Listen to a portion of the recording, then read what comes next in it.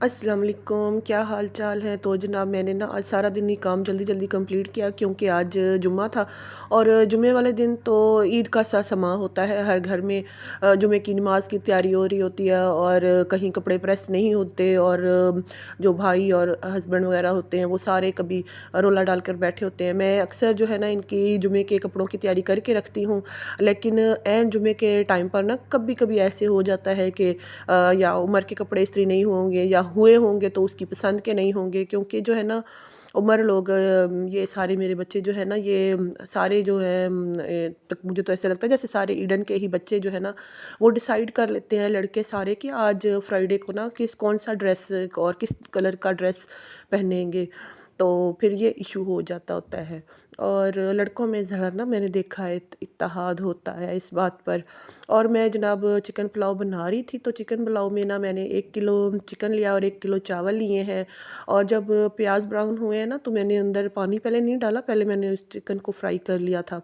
फिर उसके बाद मैंने डाले हैं ये गरम मसाला, और थोड़ा से मैंने लाल मिर्च डाली है और नमक डाला है और कुछ इमली के दाने डाले हैं, 2 टमाटर डाले हैं। और अच्छा, जब मैं खाना बनाने लगी ना तो गैस चली गई। अभी हालांकि 12 हुए थे तो गैस चली गई। तो मैंने सोचा कि पता नहीं क्या हो गया है। और फिर अचानक ही ना गैस आ गई। तो जो है ना ये मैं साथ सलाद भी जल्दी जल्दी बना रही हूँ। तो जो है ना मेरा ये नॉन स्टिक वाला पतीला, मुझे इनके पापा ने मना किया था कि ना अब इसमें खाना ना बनाया करो, तो इसके नीचे से खुरचा गया है। तो मैं अब रख के फिर परेशान हो गई हूँ कि अब ये मैंने क्या गलती कर ली है। तो फिर मैंने ना इसका पतीला भी चेंज कर लिया। और सारा जो था वो फिर पानी मैंने इसके अंदर ना बाद में डाल दिया माप के। और फिर चावल डाल दिए। तो इससे अच्छा मेरे जो पुलाव है ना इसमें कोई भी सीक्रेट नहीं है।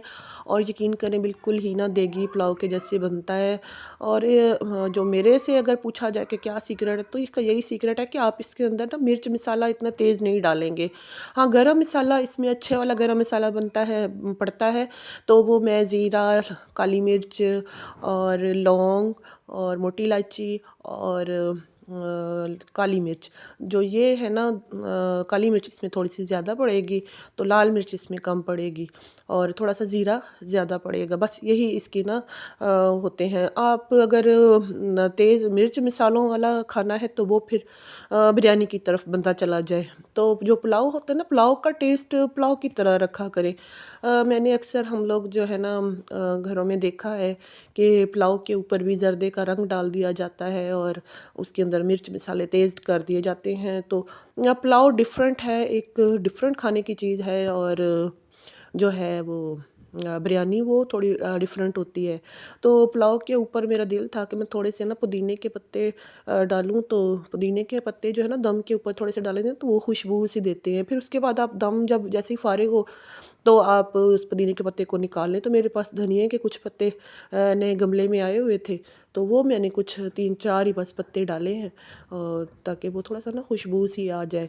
और इसमें बिरयानी में एक बताऊँ कि उसमें तो पड़ता है रूह केवड़ा पड़ता है। और पुलाव में है जो वो तो इसका नाम, खुशबू का नाम निशान नहीं होता है। तो मुझे लग गई थी भूख, मैं खाने लगी हूँ। और कुछ लोग जो है ना वो बिरयानी मसाला भी डाल देते होते हैं पुलाव पकाते वक़्त, तो मतलब वो चीज़ ही डिफ़रेंट हो जाती है। तो समझ रहे होंगे आप मेरी बात। और ये ख़ालिस खुशबूदार पुलाव बना है और बहुत ही मज़े का पुलाव बना है। अ, पुलाव बना है, चिकन पुलाव बना है। और अच्छा, सर्दियों में ना मुझे बिरयानी से ज़्यादा ना पुलाव ज़्यादा अच्छा लगता है। और मिक्स वेजिटेबल वाला पुलाव और मटर पुलाव और इस तरह की चीज़ें जो है ना वो सर्दियों में ना ज़्यादा अच्छी अच्छी लगती हैं। मेरे बच्चों को भी बिरयानी ज़्यादा पसंद है, लेकिन मैं पुलाव पुलाव की पसंदीदा हूँ। तो आज मेरी पसंद की चीज़ बनी है, लेकिन सब ने इतने मज़े से शौक़ से खाया है। तो जनाब शाम के बाद मैंने इनके पापा से कहा कि ये काफ़ी दिन घर पर नहीं थे, तो कुछ अपने भी इन्होंने शूज़ लेने थे और मरियम के भी लेने थे। अच्छा, मरियम की जब यूनी स्टार्ट हुई थी ना तो मैंने इसको कहा था कि मरियम जॉगर्स ही लेने पड़ेंगे, क्योंकि कॉलेज और यूनिवर्सिटी लाइफ में ना आपको थोड़ा ना भागम भाग वाला काम होता है। तो इसने ना मतलब मेरी बात को इग्नोर ही किया कि और अपनी ही पसंद की ना इसने जब वो चेज़ वेलियो गए थे तो उस टाइम इसने ना कुछ नॉर्मल सी इस तरह के शूज़ ले लिए थे, और अब वो यही फरमाइश है कि मुझे अब अपनी पसंद के फिर शूज़ लेने हैं। तो जब इनके पापा ने और मरियम ने शूज़ लेने हो ना, तो ओ जनाब मेरा ना बड़ा ही दिल घबराता है। और इन्होंने ना मरियम छोटे होते साथ ही ना, जब से इसके शूज़ लेते होते थे तो हमें बहुत ही घूमना फिरना पड़ता होता था। किसी न किसी बच्चे का ना साइज़ ऐसा ही हो जाता होता है। तो अब हमज़ा का भी यही इशू है कि पाँव पतला है, तो जो है ना पतले पाँव के में ना शूज़ जो है ना वो बड़े ही कम मिलते हैं, या अब अगर किसी बच्चे का पाँव लंबा हो तो इस तरह थोड़ा इशू हो जाता है। तो इनके भी पाँव पतले हैं, लेकिन थोड़ा नॉर्मल जिस तरह होते हैं उस टाइप के। तो हर फिर शूज़ जो है ना, जिस तरह वो पाँव आगे निकल जाना और इस तरह का इशू बन जाता होता है। अच्छा, मैंने इनके पापा से कहा, मैंने कहा सीधा फिर इंदौर ही जाते हैं। हर जगह-जगह पर घूमने का ना तो मेरा बिल्कुल भी मूड अब नहीं होता है। वो ज़माने गए कि जब मैं ना इनके साथ तकरीबन हम लोग सारा डी ग्राउंड और सारा ही ये फिरते होते थे। तो अब भई मेरी हिम्मत जवाब दे गई। तो मरियम कह रही है, मम्मा मेरे स्टाइल के तो इधर है ही नहीं। मैंने कहा ये जो लड़की खड़ी है कितनी स्टाइलो सी खड़ी है। ये भी ना इसलिए खड़ी है कि इस तरह की स्टाइलो जो लड़कियां हैं ना वो इस तरह के शूज़ पहनती हैं, और इसी रैग के अंदर से ना अपने शूज़ देखो। तो थोड़ा बहुत बच्चों के साथ जुगाड़ करना पड़ता है। और हमजा भी है, वो भी कह रहा है कि मैंने भी शूज़ लेने हैं। और मैं आराम से बैठ गई हूँ। मैंने कहा भाई अब आप लोग ना जो भी पसंद करें, और मेरे साथ बैठकर ना मुझे दिखाते जाएं। मैं आप लोगों के साथ चल चल के ना तो आपको शूज़ नहीं दिखाऊंगी, वरना तो फिर मेरी तो हालत ख़राब हो जाती है। इनको एक एक जूता दिखाना पड़ता है पकड़ पकड़ के कि ये ले लो ये ले लो। और हमज़ा जो है ना ये इस टाइम पर आके बैठ के मुझे अपनी ना, इसने वॉच ली हुई है कुछ हफ्ता पहले की, लेकिन उसके फ़ंक्शन मुझे अब इसने मुझे अब बैठे हुए देखा है। तो मुझे फ़ंक्शन बता रहा, देख ले मेरा हाल, कि मैं सारा दिन घर में बैठने वाला मेरा हाल नहीं होता है कि बच्चे मुझसे बैठे और अपनी ये वॉच की बात बताए। तो इधर अब इसने बैठा मुझे डिटेल बताई है। और मरियम जो है वो अपने शूज़ चेक करती जा रही है। तो इसने अभी तक बहुत सारे शूज़ चेक कर लिए हैं। किसी के अंदर से है खुला है, किसी का पीछे से खुला है, और किसी का क्या इशू है। तो अब मरियम को कुछ मैंने कहा चलो जो पहन के लिया पसंद आ चुका है तो उसको थोड़ा-सा मुझे सामने चल के दिखाओ।